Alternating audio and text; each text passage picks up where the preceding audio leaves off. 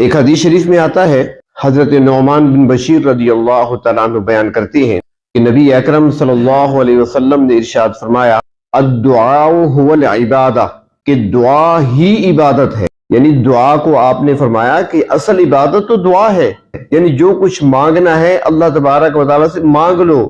پروردگار عالم خوش ہوتے ہیں مانگنے پر، جب بندے محتاج بن کر، فقیر بن کر اللہ کے سامنے ہاتھ پھیلاتے ہیں، دامن پھیلاتے ہیں، اللہ رب العزت خوش ہوتے ہیں۔ اور اللہ تعالیٰ خود فرماتے ہیں، ادعونی استجب لکم، مجھ سے مانگو میں تمہیں دوں گا۔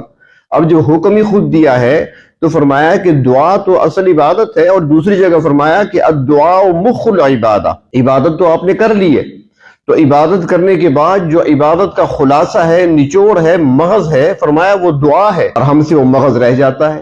نوافل پڑھ لیتے ہیں، نماز پڑھ لیتے ہیں، تلاوت کر لیتے ہیں، عبادت کر لیتے ہیں، اس کے بعد جب وقت آیا مانگنے کا ہم اٹھ کر چلے جاتے ہیں۔ تو دعا ایک تو الفاظ ہیں دعا کے، اور ایک ہے دعا کی روح۔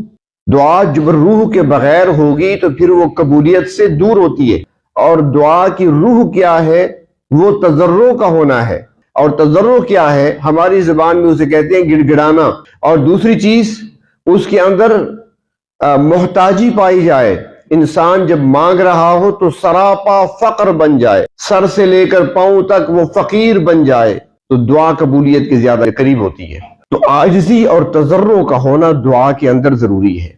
دعا میں جب تضرع ہوگا، عاجزی ہوگی، اور انسان واقعتاً فقیر بن کر، محتاج بن کر، ضرورت مند بن کر اللہ کو پکارے گا، اللہ سے مانگے گا، تو پھر پروردگار عالم اس کو خالی ہاتھ واپس نہیں لوٹایا کرتے۔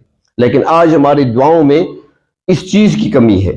مانگتے تو ہیں، ہم پڑھتے ہیں، زبان پہ الفاظ ہمارے جاری ہو جاتے ہیں، لیکن اس میں روح نہیں پائی جاتی۔ جو دعا کی روح ہے اس سے ہماری دعائیں آج خالی ہیں۔